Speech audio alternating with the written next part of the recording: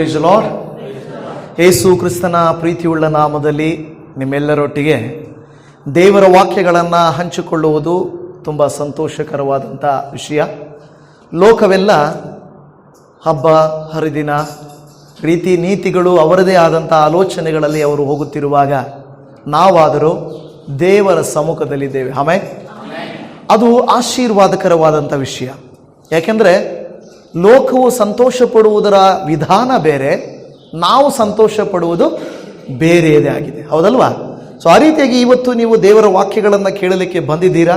ನಿಮ್ಮೊಟ್ಟಿಗೆ ದೇವರು ಮಾತನಾಡಲಿ ಎಂಬುದಾಗಿ ನಾನು ನೆನೆಸುವಂಥವನಾಗಿದ್ದೇನೆ. ನಾವೀಗಾಗಲೇ ಅನೇಕ ವಾಕ್ಯಗಳನ್ನು ಕೇಳಿದ್ದೇವೆ. ಪ್ರತ್ಯೇಕವಾಗಿ ನೀವು ನೋಡುವಾಗ ನಮ್ಮ ಸುತ್ತಲೂ ಅನೇಕ ಮೆಟೀರಿಯಲ್ಸ್ ಇರುತ್ತವೆ. ಮೆಟೀರಿಯಲ್ಸ್ ಅಂತ ಹೇಳುವಾಗ ಕಲ್ಲು ಬಂಡೆಗಳು, ಮರಗಿಡಗಳು ಅಲ್ವಾ, ಮಣ್ಣು, ಈ ನ್ಯಾಚುರಲ್ ಆಗಿ ಸಿಗುವಂಥ ರಿಸೋರ್ಸಸ್, ನ್ಯಾಚುರಲ್ ಆಗಿ ಅಂದರೆ ಸ್ವಾಭಾವಿಕವಾಗಿ ಸಿಗುವಂಥ ಪದಾರ್ಥಗಳು. ಯಾಕೆಂದರೆ ಮನುಷ್ಯರು ಮೊದಲು ಇವೆಲ್ಲ ಏನು ಕಂಡಿಡಿಲಿಲ್ಲ, ಅವೆಲ್ಲವೂ ಇತ್ತು. ಈಗ ನಾವು ನೋಡುವಾಗ ಒಂದು ಮರದ ತುಂಡು ಇದೆ ಅಂತ ತಿಳ್ಕೊಳ್ಳಿ. ಮರದ ಒಂದು ತುಂಡು, ಅದನ್ನು ಒಂದು ವೇಳೆ ಸ್ತ್ರೀಯರು ನೋಡಿದ್ರೆ ಏನಂದ್ಕೊಳ್ತಾರೆ? ಈಗ ಸೌದೆಗಾಗುತ್ತೆ. ಯಾಕೆಂದರೆ ಗ್ಯಾಸ್ ಬೇರೆ ಸಿಗ್ತಾ ಇಲ್ಲ, ರೇಟ್ ಬೇರೆ ಜಾಸ್ತಿ ಹೋಗ್ಬಿಟ್ಟಿದೆ. ಆ ಮರದ ತುಂಡನ್ನು ನೋಡುವಾಗ ಅವ್ರಿಗೇನು ಅನಿಸುತ್ತೆ? ಸೌದೆಗೆ. ಸೊ ಒಲೆಗಿಟ್ರೆ ಅದರಿಂದ ಅಡಿಗೆ ಆಗುತ್ತೆ ನಿಜ. ಆದರೆ ಅದೇ ಒಂದು ತುಂಡನ್ನು, ಮರದ ತುಂಡನ್ನು ಮರಗೆಲಸದವನು ನೋಡಿದಂದ್ರೆ ಏನು ಮಾಡ್ತಾನೆ? ಅದನ್ನು ನೋಡುವಾಗ, ಆ ಮರವನ್ನು ನೋಡುವಾಗಲೇ ಒಂದು ಮನಸ್ಸಲ್ಲಿ ಆಲೋಚನೆ ಬರುತ್ತೆ, ಇದನ್ನ ಹೀಗೆ ಮಾಡಿದ್ರೆ ಹೇಗಿರುತ್ತೆ ಅಂತ ಅನಿಸುತ್ತೆ. ಒಂದು ಕಲ್ಲು ಬಂಡೆಯನ್ನು ನಾವು ನೋಡುವಾಗ, ಸಾಧಾರಣ ಜನರನ್ನು ನೋಡುವಾಗ ಅವ್ರಿಗೆ ಏನು ಅನಿಸುತ್ತೆ? ಕಲ್ಲು ಎತ್ಕೊಂಡೋಗಿ ಚರಂಡಿ ಮೇಲೆ ಹಾಕ್ಕೊಳ್ಳೋಣ, ಮನೆ ಹತ್ರ ಅದಲ್ವಾ, ಚರಂಡಿ ಮೇಲೆ ಹಾಕ್ಕೊಳ್ಳೋಣ, ಎಲ್ಲೋ ಒಂದು ಹಾಕ್ಕೊಳ್ಳೋಣ. ಅದೇ ಶಿಲ್ಪಿ ಅದನ್ನು ನೋಡಿದ್ರೆ ಏನು ಮಾಡ್ತಾನೆ? ಅದರೊಳಗಡೆ ಇರುವಂಥ ಶಿಲೆಯನ್ನು ನೋಡ್ತಾನೆ. ಓ, ಇದಕ್ಕೆ ಉಪಯೋಗ ಆಗುತ್ತೆ, ಇಂತಹ ಒಂದು ವಿಗ್ರಹ ಇಲ್ಲವೇ ಇಂಥ ಒಂದು ಚಿತ್ರ ನಾವು ಮಾಡ್ಬೋದು ಅಂತ ಅನಿಸ್ತದೆ. ನಾವು ಮಣ್ಣು ನೋಡುವಾಗ ಸಾಧಾರಣವಾಗಿ ಅನೇಕರಿಗೆ ಮಣ್ಣು ತಾನೇ ಅಂತ ಅನಿಸುತ್ತೆ. ಅದೇ ಕುಂಬಾರನ್ನು ನೋಡುವಾಗ ಅದರಲ್ಲೊಂದು ಮಡಿಕೆಯನ್ನು ನೋಡುತ್ತಾನೆ. ಹಾಲೆಲೂಯಾ. ಒಂದು ಸೈಂಟಿಸ್ಟು ಅಷ್ಟೇನೆ, ನಾವು ನೋಡುವಂಥ ಸಾಧಾರಣ ವಸ್ತುಗಳು ನಮಗೆ ಬಿಡಪ್ಪ ಅಂತಾರೆ. ಆದರೆ ಒಂದು ಸೈಂಟಿಸ್ಟ್ ಅದರಲ್ಲಿ ಏನಾದರೂ ಒಂದು ಹೊಸದಾಗಿ ಕಂಡುಹಿಡಿಯಬೇಕು ಎಂಬುದಾಗಿ ಆಲೋಚನೆ ಮಾಡ್ತಾರೆ. ದೇವಜನವೇ, ನಮ್ಮ ಕಣ್ಣಿಗೆ ಸಾಧಾರಣವಾಗಿ ಕಾಣಿಸುವಂಥದ್ದು ದೇವರ ಕಣ್ಣಿಗೆ ಅಸಾಧಾರಣವಾಗಿ ಕಾಣಿಸುತ್ತೆ. ಹಲ್ಲೆಲೂಯಾ. ನೀವು ನಾನು ಲೋಕದ ಜನರಿಗೆ ಈ ಮರದ ತಿಮ್ಮು ಥರ ಬರೀ ಒಲೆಗಿಕ್ಕೋದು, ಕಲ್ಲು ಬಂಡೆ ಥರ ಚರಂಡಿ ಮೇಲೆ ಮುಚ್ಚೋದು, ಒಂದು ನೀರು ಇಲ್ಲವೇ ಬೇರೆ ಯಾವುದಾದ್ರೂ ಒಂದು ವಸ್ತು, ಮಣ್ಣು, ಸುಮ್ಮನೆ ಏನೋ ಅಂತ ಅಂದುಕೊಳ್ಳಬಹುದು. ಆದರೆ ದೇವರು ಈ ಶಿಲ್ಪಿಗಿಂತಲೂ, ಮರಗೆಲಸದವನಿಗಿಂತಲೂ, ಕುಂಬಾರನಿಗಿಂತಲೂ ಅಧಿಕವಾಗಿ ನಮ್ಮಲ್ಲಿ ಒಂದು ಭವಿಷ್ಯವನ್ನು ನೋಡುವಂಥವನಾಗಿದ್ದಾನೆ. ನಾವೇ ಹಾಲೆಲೂಯಾ. ಹೌದು ತಾನೆ? ನೋಡಿ, ಮನುಷ್ಯರು ನೋಡುವ ವಿಧಾನ ಬೇರೆ, ದೇವರು ನೋಡುವ ವಿಧಾನ ಬೇರೆ. ನಮ್ಮಲ್ಲಿ ಅನೇಕರೇನಂದುಕೊಳ್ಳುತ್ತೇವೆ, ನನಗೆ ವಯಸ್ಸಾಯಿತು, ನಾನಿನ್ನೂ ಸಣ್ಣ ಪ್ರಾಯ, ನನಗೆ ಕನ್ನಡ ಬಿಟ್ಟರೆ ಏನೂ ಬರಲ್ಲ, ನನಗೆ ಮಾತಾಡೋಕ್ಕೆ ಗೊತ್ತಿಲ್ಲ, ನಾನೆಲ್ಲ ಯೂತ್ ಮೀಟಿಂಗು, ನಾನೆಲ್ಲ ಸಭೆಗೂ, ನಾನೆಲ್ಲ ಸೇವೆಗೂ ಪ್ರಯೋಜನನ, ನನಗೆ ಅನಾರೋಗ್ಯ, ನಂದೇ ಸಾಲಬಾಧೆ, ನಂದೇ ಕಷ್ಟ, ನನಗೆ ತುಂಬ ಒತ್ತಡ, ಜವಾಬ್ದಾರಿ, ಈ ಥರ ಎಲ್ಲ ಆಲೋಚನೆಗಳು ಲೋಕ ನಮಗೆ ಕೊಡ್ತಾ ಇರ್ತದೆ. ಆದರೆ ದೇವರ ವಾಕ್ಯ ನಮಗೆ ಹೇಳೋದೇನೆಂದರೆ, ದೇವರು ನಿಮ್ಮನ್ನು ನನ್ನನ್ನು ಕರೆದ ಉದ್ದೇಶ, ದೇವರು ನಿಮ್ಮನ್ನು ನನ್ನನ್ನು ಆರಿಸಿಕೊಂಡ ಉದ್ದೇಶ ಏನು ಎಂಬುದಾಗಿ ವಾಕ್ಯವನ್ನು ಓದಿಕೊಳ್ಳೋಣ. ಮೊದಲ ಪೇತ್ರನ ಪತ್ರಿಕೆ 2ನೇ ಅಧ್ಯಾಯ 9ನೇ ವಚನ. ನೀವಾದರೂ ನಿಮ್ಮನ್ನು ಕತ್ತಲೆಯೊಳಗಿಂದ ಕರೆದು ತನ್ನ ಆಶ್ಚರ್ಯಕರವಾದ ಬೆಳಕಿನಲ್ಲಿ ಸೇರಿಸಿದಾತನ ಗುಣಾತಿಶಯಗಳನ್ನು ಪ್ರಚಾರ ಮಾಡುವವರಾಗುವಂತೆ ದೇವರಾದುಕೊಂಡ ಜನಾಂಗವು. ಆಮೆನ್. ಇರ್ಲಿ, ಅದು ಮುಂದಿನ ಭಾಗ ಓದೋಣ. ಇಲ್ಲಿ ಹೇಳ್ತಾ ಇದೆ, ನಿಮ್ಮನ್ನು ಫಸ್ಟು ಎಲ್ಲಿಂದ ಕರೆದಿದ್ದಾನೆ? ಎಲ್ಲಿಂದ? ಕತ್ತಲೆಯೊಳಗಿಂದ. ಅಂದ್ರೆ ನಾವೇನು ಬೆಳಕರ್ಲಿಲ್ವಾ? ನಮ್ಮ ಮನೇಲಿ, ನಮ್ಮೂರಲ್ಲಿ ಏನು ಕರೆಂಟ್ ಇಲ್ವಾ? ನಮ್ಮೂರಲ್ಲಿ ಏನು ಸೂರ್ಯ ಇಲ್ವಾ? ಇದಾನೆ. ಹಂಗಲ್ಲ, ಆತ್ಮಿಕವಾಗಿ ವಿಗ್ರಹಾರಾಧನೆಗಳಲ್ಲಿ, ಪಾಪದಲ್ಲಿ, ಕೆಟ್ಟತನದಲ್ಲಿ, ಶಾಪದಲ್ಲಿ, ದುಷ್ಟತನದಲ್ಲಿ ಬಿದ್ದಿದ್ದೆವು. ದೇವರೇನ್ ಮಾಡಿದಾರಂತ ನಮ್ಮನ್ನಲ್ಲಿಂದ ಆದುಕೊಂಡಿದ್ದ. ಕತ್ತಲೆಯೊಳಗಿಂದ ಏನ್ ಮಾಡಿದ್ದಾನೆ? ಕರೆದು. ಏನದು ಕರೆದು ಅಂದ್ರೆ ಏನು? ಕರೆದು ಅಂದ್ರೆ ನಿಮ್ಮನ್ನ ಕರೆದಿದ್ದಾನೆ. ಇನ್ವಿಟೇಷನ್. ಏನ್ ಮಾಡಿದ್ದಾರೆ? ಇನ್ವಿಟೇಷನ್. ನಮಗೆ ಒಂದು ಮದುವೆಗೋ, ಒಂದು ಬರ್ತ್ಡೇಗೋ, ಒಂದು ಗೃಹ ಪ್ರವೇಶಕ್ಕೋ ಮೊದಲೆಲ್ಲ ತುಂಬ ಚೆನ್ನಾಗಿ ಬಂದು ಮನೆಗೆ ಬಂದು ಕಾರ್ಡ್ ಕೊಟ್ಟು ಅಮ್ಮ, ಅಕ್ಕ, ಇಲ್ಲ ಬನ್ನಿ ಮದುವೆಗೆ ಅಂತ ಇದ್ರು. ಅದು ಮೊದಲು ನಾವೆಲ್ಲ ನಮ್ಮ ಕೈಯಲ್ಲಿ ಬರ್ಸೋರು. ಇಂಥವ್ರ ಹೆಸರು ಬರಿ, ಇಂಥ ಊರು ಬರಿ ಅನ್ನೋರು. ಆಮೇಲೆ ಒಂದೆರಡು ದಿನ ಆದಮೇಲೆ ಮೇಲ್ಗಡೆನೆ ನಿಮ್ಮ ಹೆಸರು ನಮ್ಮ ಮನದಲ್ಲ ಇದೆ, ನೀವು ನಿಮ್ಮ ಕುಟುಂಬಸ್ಥರು ಬರಬೇಕು ಅಂತ ಹೇಳಿದ್ದಾರೆ. ನಾವೇನಾದರೂ ನಮ್ಮ ಹೆಸರು ಏನಂದರೆ, ಅದು ನಿಮ್ಮ ಹೆಸರು ಇರ್ಲಿ ಬಿಡ್ರಿ, ಬಂದಿದ್ದೀರಲ್ವ, ಆದರೆ ನಿಮ್ಮ ಹೆಸರು ನನ್ನ ಹೃದಯದಲ್ಲಿದೆ ಅನ್ನೋದೇನು ನಿಜನಾ? ಅಂದರೆ ಈಗೇನಾಗ್ಬಿಟ್ಟಿದೆ, ಹೋಯ್ತು. ಅದಾದರೂ ಮೇಲ್ಗಡೆ ಹೊಡಿತಾ ಇದ್ರು. ಇವಾಗ ಕಾರ್ಡ್ಗಳು ಯಾರು ಪ್ರಿಂಟ್ ಹೊಡಿಸೋದು? ಸುಮ್ಮನೆ. ಇವಾಗ ಏನು ಮಾಡೋದು, ಸ್ವಲ್ಪ ದಿನ ಹಿಂದ್ಗಡೆ ಏನು ಮಾಡಿದ್ರು, ವಾಟ್ಸಪ್ಪಲ್ಲಿ ಎಲ್ಲ ಕಳಿಸ್ತಾ ಇದ್ರು ಅಲ್ವಾ? ಇನ್ನು ಈಗ ಲೇಟೆಸ್ಟ್ ಏನಾಗ್ಬಿಟ್ಟಿದೆ, AI ಟೆಕ್ನಾಲಜಿ. ಏನು AI ಟೆಕ್ನಾಲಜಿ ನೋಡಿದ್ರೆ ಎಂಥವ್ರು ಕೂಡ ಏನು ಸುಲಭವಾಗಿ ಇನ್ವಿಟೇಷನ್ಸು, ಗೃಹಪ್ರವೇಶಗಳದ್ದು ಹಾಕ್ಬಿಡ್ತಾರೆ. ಸುಲಭ ಆಗೋಗ್ಬಿಟ್ಟಿದೆ. ಅಲ್ಲಿ ಸುಮ್ಮನೆ ಹಂಗೆ ಬರೆದ್ರೆ ಸಾಕು. ಕಾಲ ಏನಾಗ್ಬಿಟ್ಟಿದೆ, ಮಕ್ಕಳೆಲ್ಲರೂ ಕೂಡ ಇವಾಗ ಅದೇ ಹೇಳ್ತಿದ್ರು, ಈ ಎಲ್ಲ ಮಕ್ಕಳೆಲ್ಲ ಹೋಗ್ಲಿ, ಸುಪ್ರೀಂ ಕೋರ್ಟಲ್ಲಿ ಲಾಯರ್ಗಳು ಲೆಟರ್ಗಳು ಬರ್ಕೊಂಬನ್ರಿ ಅಂತ ಹೇಳಿದ್ರೆ AI ಲೆಟರ್ಗಳು ಬರ್ಕೊಂಡು ಹೋಗ್ತಾರಂತೆ. ಅವನು ಜಡ್ಜು ಆತನು ಕೇಳ್ತಾನಂತೆ, ನೋಡಪ್ಪ, ಇಷ್ಟು ಓದಿ ಏನು ಪ್ರಯೋಜನ, ದಡ್ಡನ್ ಕೂಡ AI ಬಳಸ್ಕೊಂಡು ಲೆಟರ್ ಬರೀತಾನೆ, ನಿಮಗೇನು ಹೋಗಿದ ಕಾಲ, ನೀವು ಹಂಗೆ ಬರ್ದಿದ್ದೀರಾ ಅಂತ ಕೇಳಿದ್ರಂತೆ ಸುಪ್ರೀಂ ಕೋರ್ಟಲ್ಲಿ. ಅಂದರೆ ಈಗ ನಾನು ಹೇಳೋ ವಿಷಯ ಏನಂದರೆ, ಮನುಷ್ಯರು ಏನು ಮಾಡ್ತಾರಂದ್ರೆ, ಸುಲಭದ ಮಾರ್ಗಗಳನ್ನು ಹಿಡಿಯುವುದಲ್ಲ, ನಿಜವಾದ ಪ್ರೀತಿಯನ್ನು ಕಳ್ಕೊಂಡಿದ್ದಾರೆ. ನಿಜವಾದ ಒಂದು ಸಂಬಂಧಗಳನ್ನು ಕಳ್ಕೊಂಡು ಮೊದಲಿನ ಹಾಗೆ ಒಂದು ಲೆಟರ್ಗಳು ಬರೀತಾ ಇದ್ರು. ಕಾರ್ಡ್ 25 ಪೈಸೆ ಕಾರ್ಡು, ನಮ್ಮ ಕಾಲದಲ್ಲಿ ಇನ್ಲ್ಯಾಂಡ್ ಲೆಟ್ರು ಎಲ್ಲ ಬರ್ತಾ ಇತ್ತು. ಆವಾಗ ನಾವು ಕೂತ್ಕೊಂಡು ನನ್ನ ಪ್ರೀತಿಯ ತಂದೆ ತಾಯಿಗಳಿಗೆ ಅಂತ ಬರೀತಾ ಇದ್ರು. ಇವಾಗ ಹಾಯ್ ಡ್ಯಾಡಿ, ಹಾಯ್ ಮಮ್ಮಿ ಅನ್ನೋ ಕಾಲಕ್ಕೆ ಬಂದ್ಬಿಟ್ಟಿದ್ದಾರೆ. ಇಲ್ಲಿ ಹಾಯ್ ಅಂದರೆ ಅಮೇರಿಕಾದಲ್ಲಿ ಆಲ್ರೆಡಿ ಹೋಗ್ಬಿಟ್ಟಿರ್ತದೆ. ಮೊದಲ ಕಾಲದಲ್ಲಿ ನಮ್ಮ ಲೆಟ್ರ್ ಯಾವಾಗ ಹೋಗುತ್ತೋ ಅಂತ ಕಾಯ್ತಾ ಇದ್ರು. ಈಗ ಏನಾಗಿದೆ, ದೇವರು ನಮ್ಮನ್ನು ಹೀಗೆ ಇನ್ವಿಟೇಷನ್ ಕೊಟ್ಟಿದ್ದಾರೆ.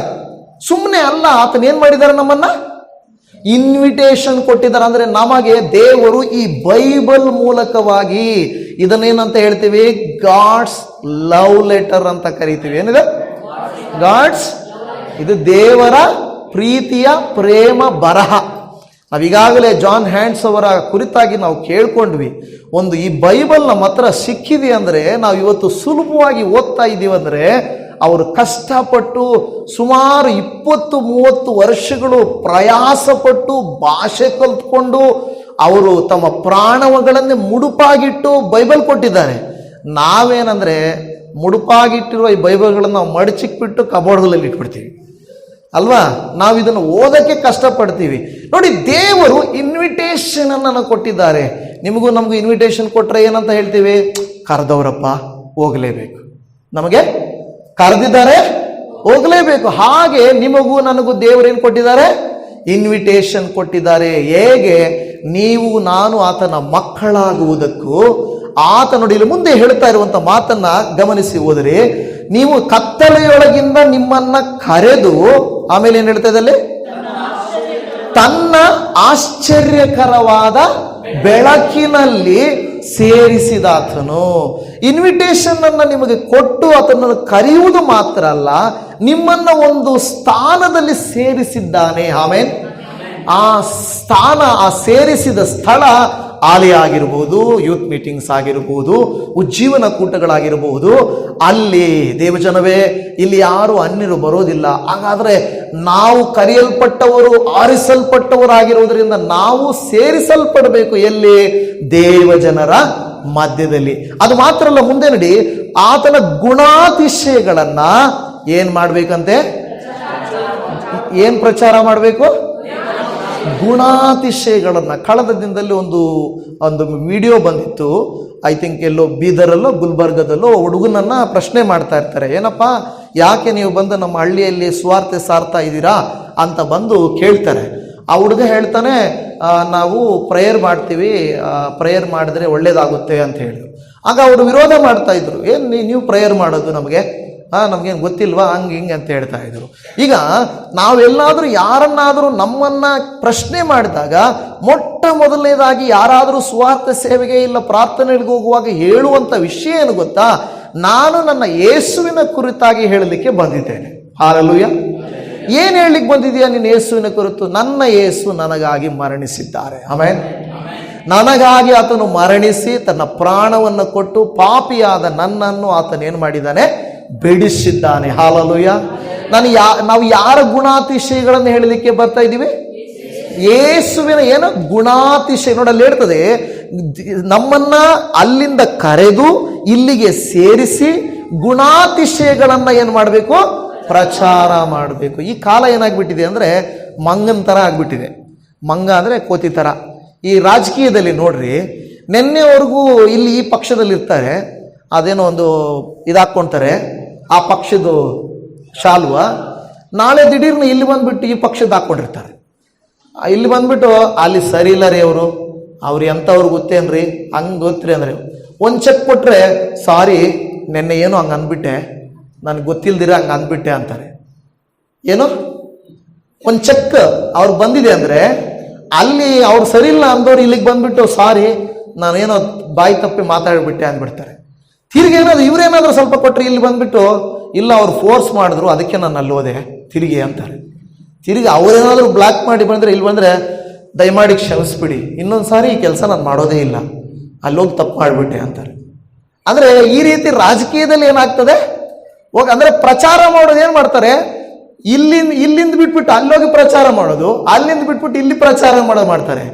ನಮಗೆ ಚಿಕ್ಕವರಾಗಲಿ ದೊಡ್ಡವರಾಗಲಿ, ಕಷ್ಟ ಬರಲಿ ಸುಖ ಬರಲಿ, ರಾತ್ರಿ ಆಗಲಿ ಕತ್ತಲಾಗಲಿ, ಸುಖ ಇರಲಿ ಹಿಂಸೆ ಆಗಲಿ, ನಾವು ಯಾವಾಗಲೂ ಯೇಸುವನ್ನೇ ಪ್ರಚುರಪಡಿಸ್ತೇವೆ.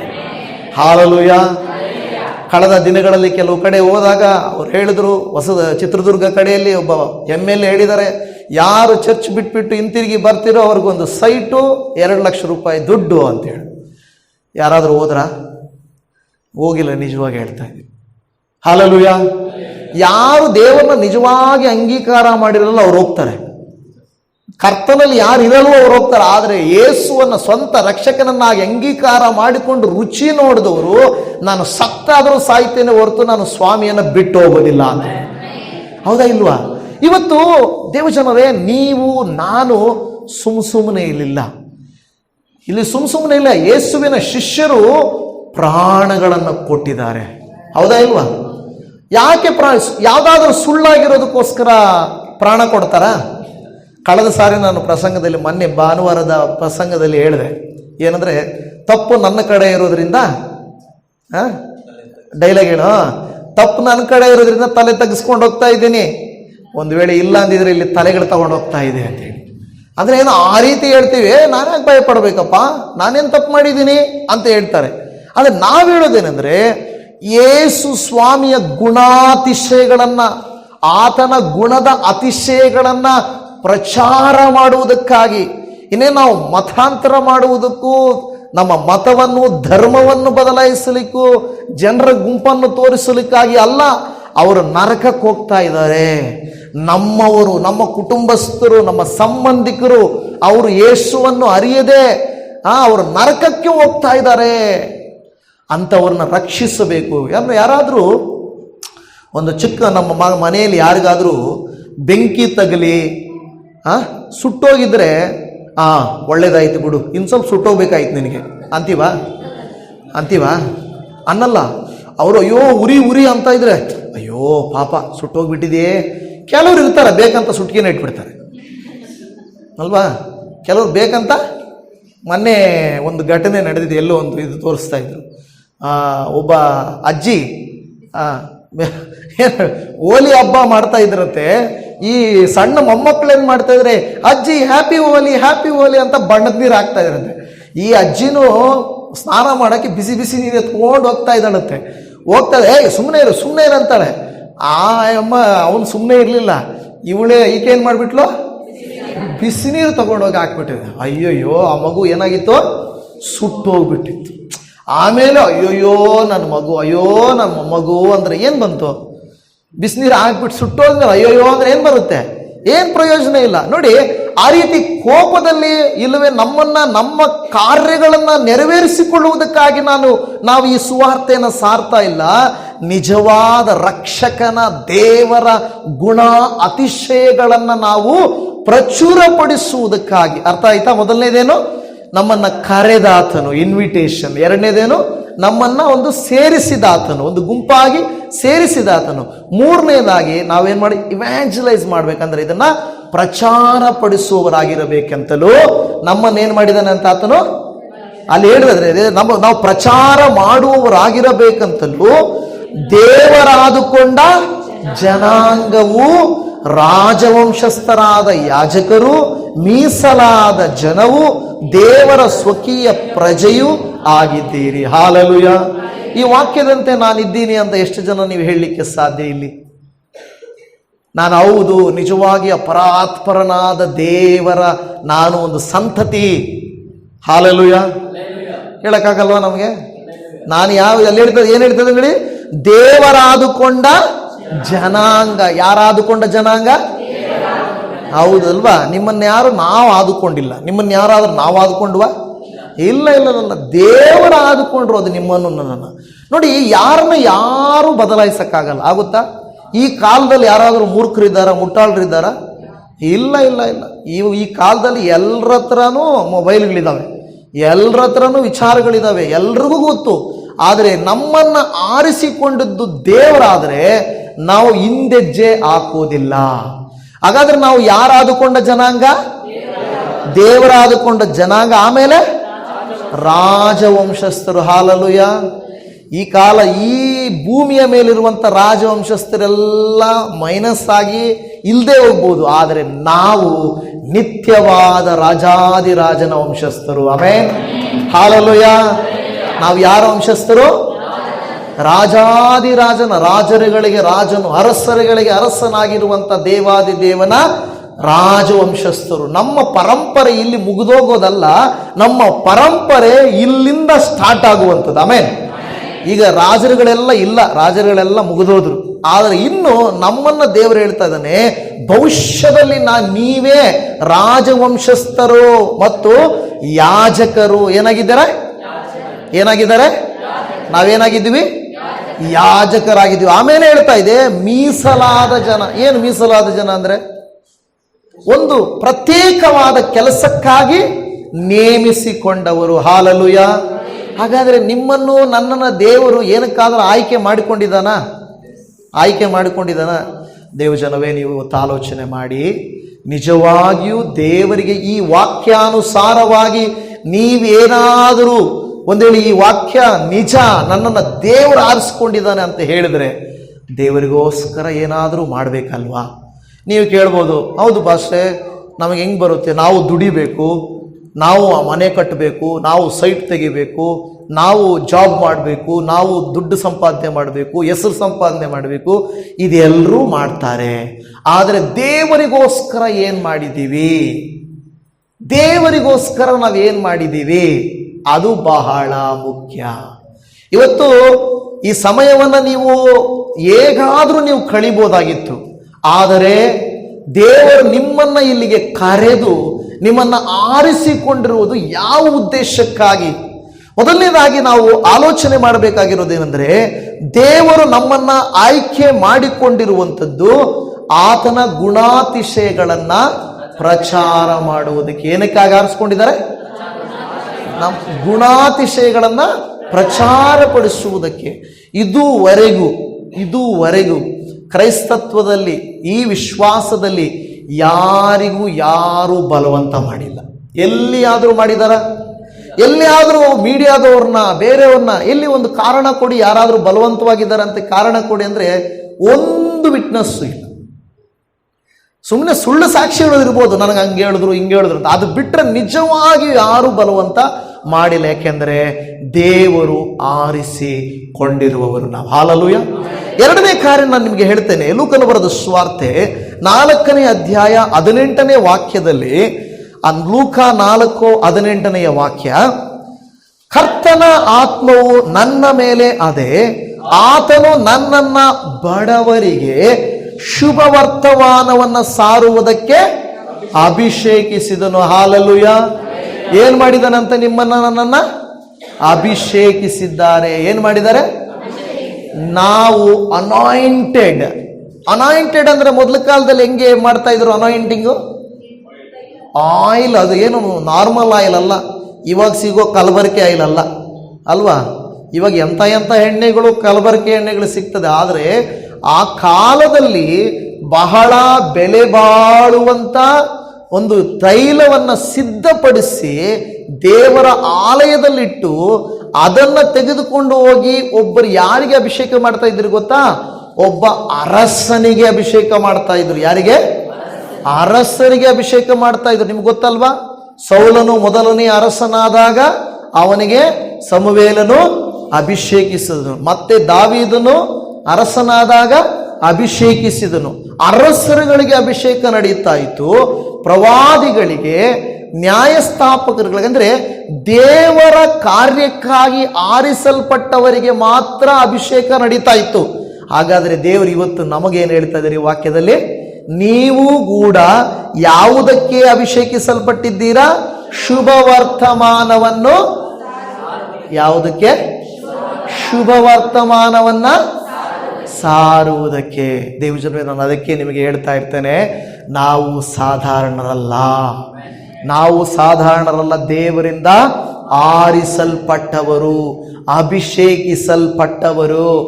ಆದರೆ ನೀವು ನಾನು ಲೋಕದ ಕಾರ್ಯಗಳಲ್ಲಿ ಮಗ್ನರಾಗಿಬಿಟ್ರೆ ದೇವರಿಗೆ ಮಹಿಮೆ ಆಗಲ್ಲ. ಆದರೆ ನಮಗೆ ಕಷ್ಟ ಆದ್ರೇನೆ, ಅನೇಕ ಸಾರಿ ನೀವು ನೋಡ್ತಾ ಇರ್ತೀವಿ, ಈಗ ಅನೇಕ ಬೀಜಗಳಿದ್ದಾವೆ. ಈ ಎಣ್ಣೆಯನ್ನು ತೆಗಿಬೇಕಾದ್ರೆ ಕೊಬ್ಬರಿ ಎಣ್ಣೆ ತೆಗಿಬೇಕು ಅಂತ ತಿಳ್ಕೊಳ್ಳಿ. ಆ ಕೊಬ್ಬರಿ ಎಣ್ಣೆ ಏನು ಮಾಡ್ತಾರೆ? ಆ ಒಂದು ಮಿಷಿನ್ ಬರ್ತದಲ್ಲ, ಆ ಎಣ್ಣೆ ತೆಗೆಯುವಂಥದ್ದು, ಆ ಗಾಣದ ಎಣ್ಣೆ, ಅದರಲ್ಲಿ ಕೊಬ್ಬರಿಯನ್ನು ಹಾಕಿದಾಗ ಅದು ಏನು ಮಾಡ್ತಾರೆ? ಚೆನ್ನಾಗಿ ತಿರುಗಿಸ್ತದೆ. ಮಿಷಿನ್ ತಿರುಗಿಸುವಾಗ ಆಗ ಅದರಲ್ಲಿ ಜಜ್ಜಲ್ಪಟ್ಟಾಗ ಬರುವುದು ಎಣ್ಣೆಯಾಗಿದೆ. ಹಾಲೆಲೂಯಾ. ಅದೇ ರೀತಿ ಅನೇಕ ಅಂಜೂರದ ಎಣ್ಣೆ ನೋಡ್ಬೋದು, ಯಾವುದೇ ಎಣ್ಣೆಗಳನ್ನು ನೋಡಿ, ಅವು ಜಜ್ಜಲ್ಪಟ್ಟಾಗ ಎಣ್ಣೆಯು ಹೊರಡುತ್ತದೆ. ನಮ್ಮ ಲೈಫಲ್ಲೂ ಕೂಡ ನಾವು ಸ್ಮೆಲ್ ಬರಬೇಕಂದ್ರೆ, ಯಾವ ಸ್ಮೆಲ್? ಗಬ್ಬು ಸ್ಮೆಲ್ ಅಲ್ಲ, ಒಳ್ಳೆ ಸ್ಮೆಲ್, ಸುವಾಸನೆ. ವಾಸನೆ ಅನ್ನಲ್ಲ, ನಾವೇನಂತೀವಿ? ಸುವಾಸನೆ. ಯಾಕೆಂದ್ರೆ ಗಬ್ಬು ವಾಸನೆನೂ ಇದೆ ಅದರಲ್ಲಿ. ಓಕೆ, ಸುವಾಸನೆ. ಏನು ವಾಸನೆ? ನಾವು ಕ್ರಿಸ್ತನ ಪರಿಮಳ ತೈಲದಂತೆ ಸುವಾಸನ ಭರಿತರಾಗಬೇಕಾದರೆ ನಾವು ಎಕ್ಸ್ಟ್ರಾ ಎಫರ್ಟ್ ಹಾಕಬೇಕು. ಎಕ್ಸ್ಟ್ರಾ ಎಫರ್ಟ್ ಏನು? ಬೆಳಿಗ್ಗೆ ಆಗ್ತಾ ಇದ್ದಂಗೆ ನಿದ್ದೆ ಜಾಸ್ತಿ ಬರ್ತಾ ಇರ್ತದೆ. ಚರ್ಚಲ್ಲಿ ಹೇಳ್ತಾರೆ, ಸೇವಕರು ಹೇಳ್ತಾರೆ, ಬೆಳಿಗ್ಗೆ ಎದ್ದು ಮುಂಜಾನೆ ಪ್ರಾರ್ಥನೆ ಮಾಡ್ರಿ ಅಂದರೆ, ಎಸ್ ಪಾಸ್ಟರ್, ನಾಳೆಯಿಂದ ನಾನು ಮಾಡ್ತೀನಿ ಪಾಸ್ಟರ್ ಅಂತ ಹೋಗಿ ಅಲಾರಮ್ ಸೆಟ್ ಮಾಡಿ, ಫಸ್ಟ್ ದಿನ ಅಲಾರಮ್ ಸೆಟ್ ಮಾಡಿ ಅಲಾರಮ್ ಹೊಡಿತದೆ. ಅದೇನೋ ಗೊತ್ತಾಗಲ್ಲ, ಹಂಗೆ ಅಲಾರಮ್ ಹೊಡಿತಾರೆ. 4 ಗಂಟೆಗೆ 5 ಗಂಟೆಗೆ ಅಲಾರಮ್ ಇಟ್ಟಿರ್ತಾರೆ, 2 ಗಂಟೆಗೆ ಎಚ್ಚರ ಆಗ್ತದೆ. ಅಲಾರಮ್ ಹೊಡಿತದೇನೋ ಅಂತ, ಅಯ್ಯೋ ಇನ್ನೂ ಆಗಿಲ್ಲ 2 ಗಂಟೆಗೆ. ಆಮೇಲೆ 5 ಗಂಟೆಗೆ ಅಲಾರಮ್ ಇಟ್ಟಿದ್ವಿ ತಾನೇ, 2 ಗಂಟೆಗೆ ಎದ್ವಿ, ಆಗಿಲ್ಲ. ತಿರುಗಿ 4 ಗಂಟೆಗೆ ಎಚ್ಚರ ಆಗ್ತದೆ, ಅಯ್ಯೋ ಇನ್ನೂ ಟೈಮ್ ಆಗಿಲ್ಲ. ತಿರುಗಿ 5 ಗಂಟೆಗೆ ಹೊಡಿತದೆ, ಅದನ್ನು ಆಫ್ ಮಾಡಿ ಮಲ್ಕೊಂತೀವಿ ಅಲ್ವಾ? ಇದು ಅನೇಕ ಸಾರಿ ಆಗ್ಬಿಡ್ತದೆ. ಇನ್ನು 2ನೇ ದಿನ ಪ್ರಸಂಗ ಆಗೋಗಿದೆಯಲ್ಲ, ಮರ್ತೋಗ್ಬಿಟ್ಟಿರ್ತೀವಿ ಅಲ್ವಾ? ಬಿಡು, ಇನ್ನು ಈ ವಾರ ಏನೋ ಆಗೋಯ್ತು, ಫ್ರೆಶ್ ಆಗಿ ಸೋಮವಾರ ಬೆಳಗ್ಗೆಯಿಂದ ಸ್ಟಾರ್ಟ್ ಮಾಡೋಣ. ಸೋಮವಾರ ಬೆಳಗ್ಗೆಯಿಂದ ಸ್ಟಾರ್ಟ್ ಮಾಡೋಣ ಅಂತ ಅಂದ್ಕೊಳ್ತೀವಿ. 1-2 ಮರ್ತೋಗ್ಬಿಟ್ಟು ಒಂದು ಕೆಲವು ದಿನ ಆದಮೇಲೆ, ಮಾರ್ಚ್ 20 ಬಂದ್ಬಿಟ್ಟಿದೆ, ಏಪ್ರಿಲ್ 1 ಏನು ಏಪ್ರಿಲ್ 1 ಸೊ ಏಪ್ರಿಲ್ ಫಸ್ಟಿಂದ ಸ್ಟಾರ್ಟ್ ಮಾಡ್ತೀವಿ ಅಂತೇಳಿ ಆವಾಗ ಅನ್ಕೊಂತೀವಿ. ಆದರೆ ಹೀಗೆ ನಾವು ನಮಗೆ ಟೈಮನ್ನು ಸೆಟ್ ಮಾಡ್ಕೊತೀವಿ, ಆದರೆ ನಾವು ಅದರಲ್ಲಿ ಬೆಳಿಲಿಕ್ಕೆ ಆಗಲ್ಲ, ಅದರಲ್ಲಿ ಇರ್ಲಿಕ್ಕೆ ಆಗಲ್ಲ.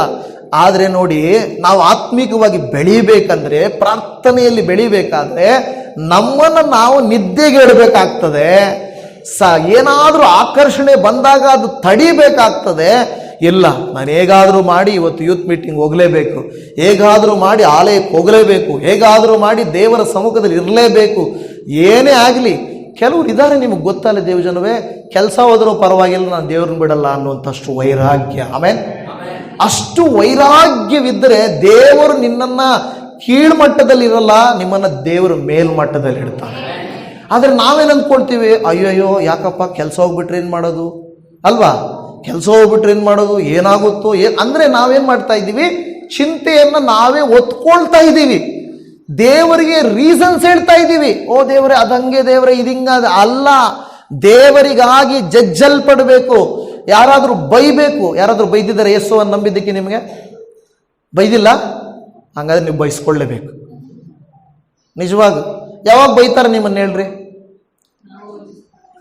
ಯಾವಾಗ ನಾವು ಹೋಗಿ ಸುವಾರ್ತೆ ಹೇಳಿದಾಗ ಯೇಸುವಿನ ಶಿಷ್ಯರು ಏನು ಮಾಡ್ತಾ ಇದ್ರು? ಒಂದ್ಸಾರಿ ಹೋಗಿ ಸುವಾರ್ತೆ ಸಾರ್ತಾ ಇದ್ರು, ಬಂದು ಹೇಳಿದ್ರು, ನೀನು ನಾಚಿಕೆ ಆಗಲ್ವ ನಿನಗೆ? ಎಲ್ಲ ಬಿಟ್ಬಿಟ್ಟು ನಮ್ಮ ಹತ್ರನೇ ಇದ್ಬಿಟ್ಟು ನಮಗೆ ದ್ರೋಹ ಮಾಡ್ತೀಯ, ನಮ್ಮ ನೆಲಕ್ಕೆ ದ್ರೋಹ ಮಾಡ್ತೀಯ, ಛೀ ಅಂದಾಗ ನಾವಾದರೆ ಇನ್ನೊಂದ್ಸಾರಿ ಇಲ್ಲಿಗೆ ಬರಬಾರ್ದು ಅಲ್ವಾ, ಇನ್ನೊಂದ್ಸಾರಿ ಇಲ್ಲಿಗೆ ಬರಬಾರ್ದು. ಒಂದು ವೇಳೆ ನಾಳೆ ಹೋಗಿ ನಿಂತ್ಕೊಂಡು ಅಯ್ಯಪ್ಪ ಅಲ್ಲಿ ಬರ್ತಾ ಇದ್ರೆ, ಅಯ್ಯಪ್ಪ ಹೊರಟೋಗ್ಲ ಆಮೇಲೆ ಹೇಳ್ತೀನಿ ಅಲ್ವಾ, ಅಂದರೆ ತಿರುಗಿ ಬೈತಾರೆ ಅಂತ. ಆದರೆ ಯೇಸುವಿನ ಶಿಷ್ಯರು ಏನು ಮಾಡ್ತಾ ಇದ್ರು ಗೊತ್ತಾ? ತುಂಬ ಖುಷಿಯಾಗಿ ಹೋಗ್ಬಿಟ್ಟು ಎಲ್ರಿಗೂ ಹೇಳ್ತಾ ಇದ್ರು, ನಿಮಗೆ ಗೊತ್ತಾ ನನ್ನ ಇವತ್ತು ಅಯ್ಯಪ್ಪ ಉಗ್ದ, ಅಯ್ಯಪ್ಪ ಬೈದ ಗೊತ್ತಾ, ಹೆಂಗೆ ಕೆಟ್ಟ ಮಾತುಗಳಲ್ಲಿ ಬೈದ ಗೊತ್ತಾ ಅಂತ ಖುಷಿ ಪಟ್ಕೊಂಡು ಹೇಳ್ತಾ ಇದ್ರು ಸಾಕ್ಷಿ. ಹೌದೇನಪ್ಪ, ದೇವರಿಗೆ ಸ್ತೋತ್ರ ಅಂತ ಇದ್ರು.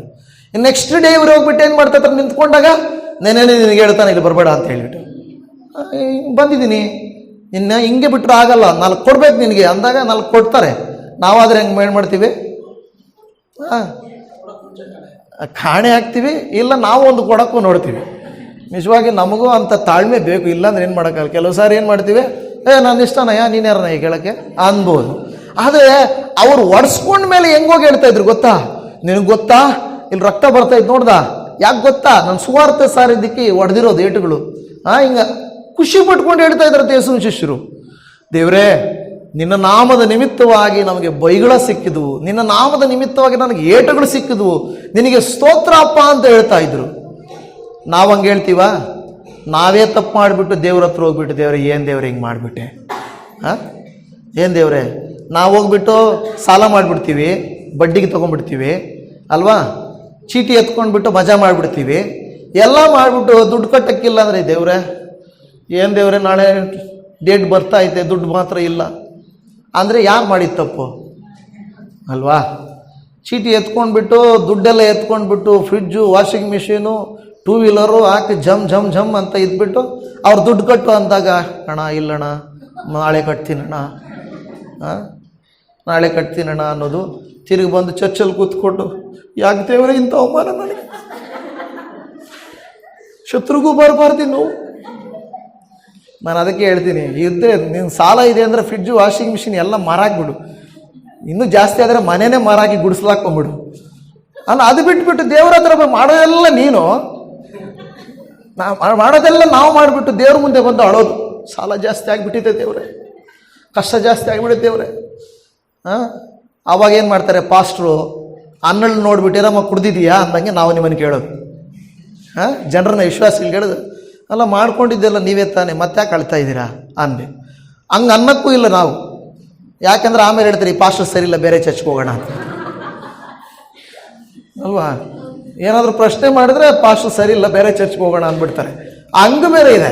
ಬಟ್ ಆದರೆ ಇಲ್ಲಿನ ದೇವರ ವಾಕ್ಯ ಹೇಳ್ತಾ ಇರೋದೇನನ್ನ ನಮಗೆ, ನಾವು ಅನಾಯಿಂಟೆಡ್ ಆಗಿರುವಂಥವ್ರು, ನಾವು ಅಭಿಷೇಕಿಸಲ್ಪಟ್ಟವರಾಗಿರುವಂಥವರು, ದೇವರು ನಮ್ಮನ್ನ ಅಭಿಷೇಕಿಸಿ ಶುಭವರ್ತಮಾನವನ್ನ ಸಾರುವುದಕ್ಕಾಗಿ ನಮ್ಮನ್ನೇನು ಮಾಡಿದ್ದಾರೆ, ಆರಿಸಿಕೊಂಡಿದ್ದಾರೆ. ರೋಮಾಪುರದವರಿಗೆ ಬರೆದ ಪತ್ರಿಕೆ 8ನೇ ಅಧ್ಯಾಯ 37ನೇ ವಚನದಲ್ಲಿ ಓದಿಕೊಳ್ಳೋಣ.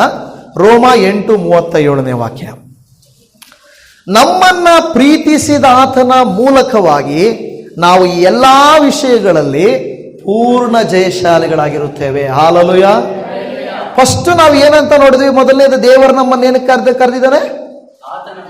ಗುಣಾತಿಶಯಗಳನ್ನ ಪ್ರಚಾರ ಮಾಡುವುದಕ್ಕಾಗಿ. ಎರಡನೇದು, ಶುಭ ವರ್ತಮಾನವನ್ನ ಸಾರುವುದಕ್ಕೆ ಅಭಿಷೇಕ ಹೊಂದಿದವರು. ಮೂರನೇದಾಗಿ, ಈ called as to be victorious, ಅಂದ್ರೆ ನಾವು ಪೂರ್ಣ ಜಯಶಾಲಿಗಳು. ಬರೀ ಜಯಶಾಲಿಗಳಲ್ಲ. ಏನ್ ಜಯಶಾಲಿಗಳು? ಪೂರ್ಣ ಜಯಶಾಲಿಗಳು. ಹಾಲೆಲೂಯ. ನಿಮಗೆಲ್ಲ ನಮ್ಮ ಜ್ಞಾನಿ ಯಾರು? ಸಾಲಮೋನನ ಬಗ್ಗೆ ಗೊತ್ತು. ಸಾಲಮೋನನ ತಕ್ಷಣ ಏನ್ ಜ್ಞಾಪಕ ಬರುತ್ತೆ ನಮ್ಮ ಬ್ರದರ್ಸ್ಗೆ? ಜ್ಞಾನ ಅಂದ್ರಿ 1000 ಹೆಂಡ್ತೀರ ಅಂತ ಅನ್ಕೊಂಡೆ ಅಲ್ವಾ? ಎಷ್ಟು ಜನ ಹೆಂಡ್ತೀರೋ? 1000 ಜನ ಹೆಂಡ್ತೀರು. ಓಕೆ, ಆಮೇಲೆ ಸಂಪತ್ತು, ಜ್ಞಾನ ಎಲ್ಲ ಇತ್ತು. ಅದ್ರ ಲಾಸ್ಟಲ್ಲಿ ಏನಂದ? ವ್ಯರ್ಥವೇ ವ್ಯರ್ಥ.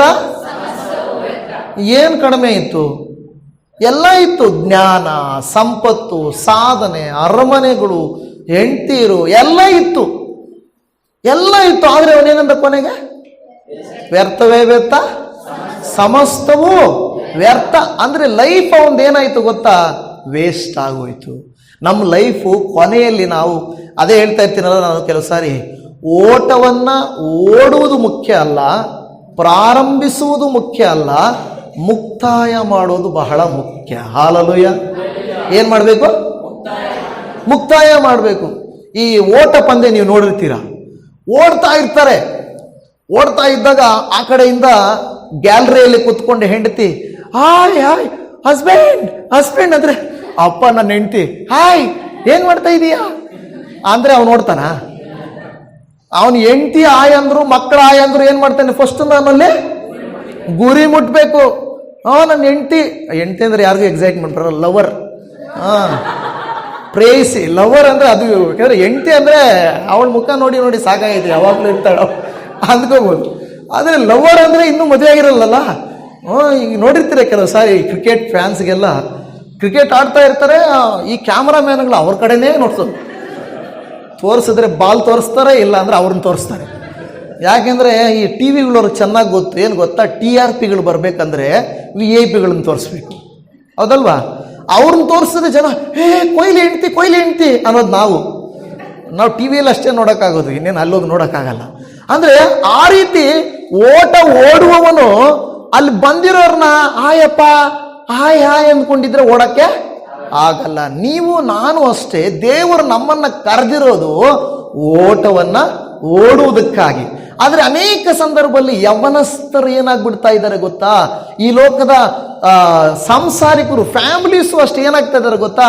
ನಾವು ದೇವರು ಒಂದು ಟ್ರ್ಯಾಕ್ ನಮ್ಗೆ ಹಾಕ್ಕೊಟ್ರೆ ನಾವೇ ಒಂದು ಟ್ರ್ಯಾಕ್ ಹಾಕ್ಕೊಳ್ತೀವಿ. ಏನ್ ಟ್ರ್ಯಾಕ್ ಗೊತ್ತಾ? ಎಲ್ಲರೂ ಚರ್ಚ್ಗೆ ಹೋಗ್ಬಿಟ್ರೆ ಕುಟುಂಬ ಹೆಂಗೆ ನಡೆಯೋದು?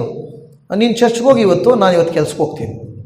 ಪಾಸ್ಟರ್ ಕೇಳಿದ್ರೆ ಹೇಳು, ಏನಂತ ಹೇಳ್ತೀಯ?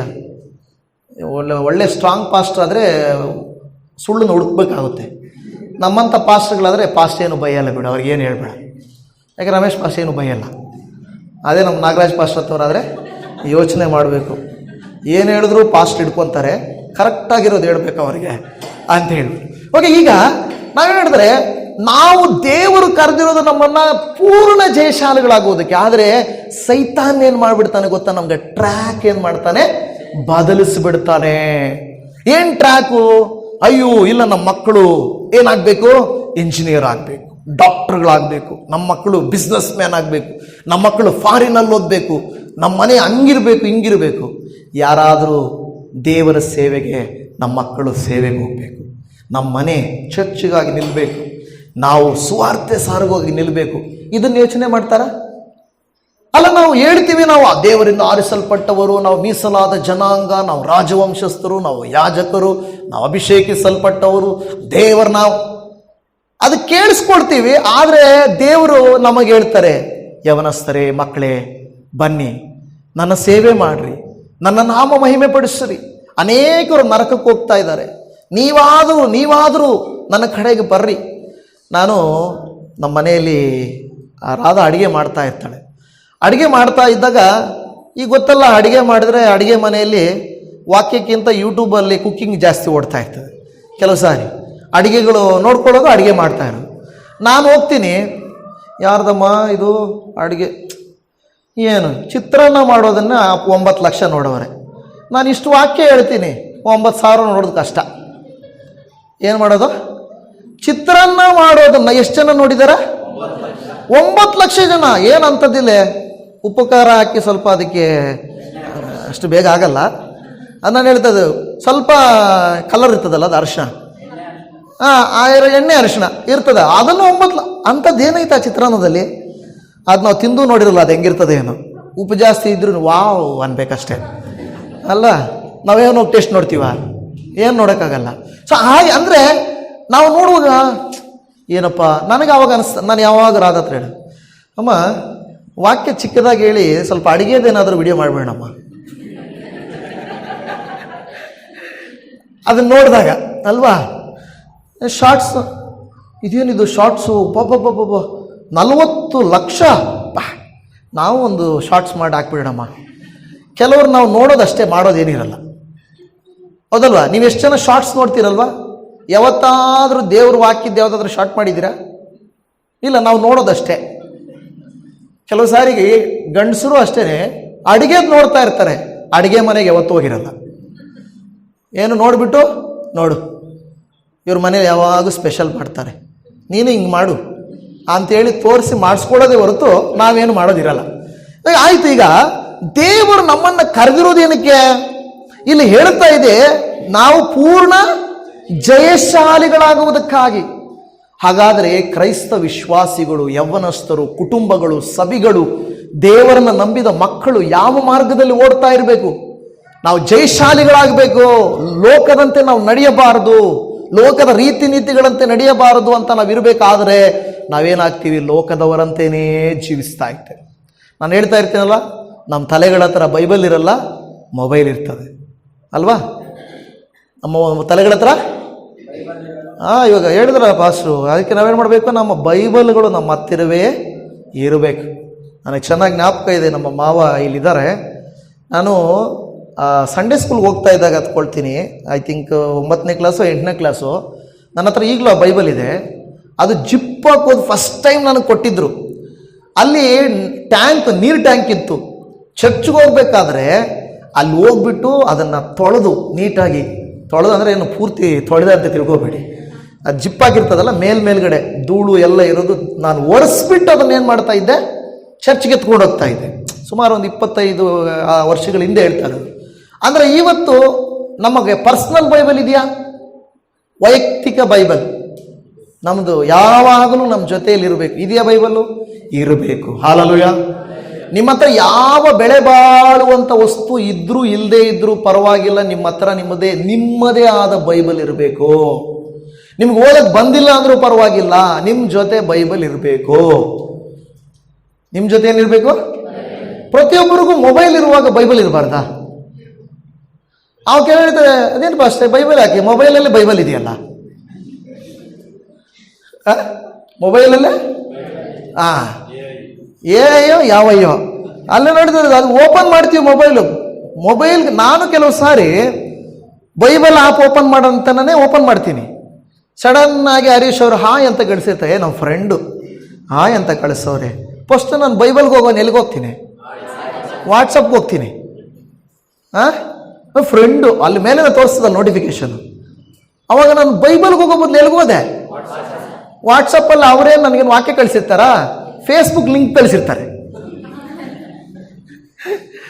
ನಾನೇನು ಮಾಡ್ತೀನಿ? ಅಯ್ಯೋ ಇವ್ರು ಕಳಿಸಿದಾರೆ ಅಂದರೆ ಏನೋ ಮುಖ್ಯವಾಗಿರುತ್ತೆ ಅಂತ ನಾನು ಅದನ್ನು ಓಪನ್ ಮಾಡ್ತೀನಿ. ಅದು ದೇವ್ರ ವಾಕ್ಯ ಆಗಿರ್ತದೆ. ಇದು ಕೇಳಿರೋ ವಾಕ್ಯ ತಾನೆ ಅಂತೇಳಿ ಸ್ವಲ್ಪ ಮೇಲಕ್ಕೆ ಹೋಗ್ತೀನಿ. ಕೆಳಗಡೆ ಸಿನಿಮಾದ ಹಾಕಿರ್ತಾರೆ. ಅವಾಗ ಜನರ ಕಣ್ಣು ಎಲ್ಲೋಗುತ್ತೆ? ನೋಡಿ, ಅಂದ್ರೆ ನಾನು ಹೇಳೋದು, ನಮ್ಮನ್ನ ಸೈತಾನನು ಒಂದು ರೀತಿ ಹಾದಿ ತಪ್ಪಿಸೋದು. ನಾವೆಲ್ಲಿಗೆ ಹೋಗಿದ್ದು? ಬೈಬಲ್ ಆಪ್ಗೇನೆ ಹೋಗಿದ್ದು ನಾವು, ತಪ್ಪೇನಿಲ್ಲ. ಆದ್ರೆ ನಾವೆಲ್ಲಿ ಇದ್ದೀವಿ ಈಗ? ಫೇಸ್ಬುಕ್ಕಲ್ಲಿ ಇದ್ದೀವಿ. ಈಗ ವಾಟ್ಸಪ್ ಆಯಿತು, ಈಗ ಫೇಸ್ಬುಕ್ಕಲ್ಲಿ ಇದ್ದೀವಿ. ಫೇಸ್ಬುಕ್ ಹೋಗ್ತಾ ಇದ್ದಾಗ ಅಲ್ಲಿ ಲಿಂಕ್ ಇರುತ್ತೆ, ನಾವು ಅದನ್ನು ಒತ್ತೀವಿ, ಇನ್ಸ್ಟಾಗ್ರಾಮ್ ಹೋಗ್ಬಿಡುತ್ತದು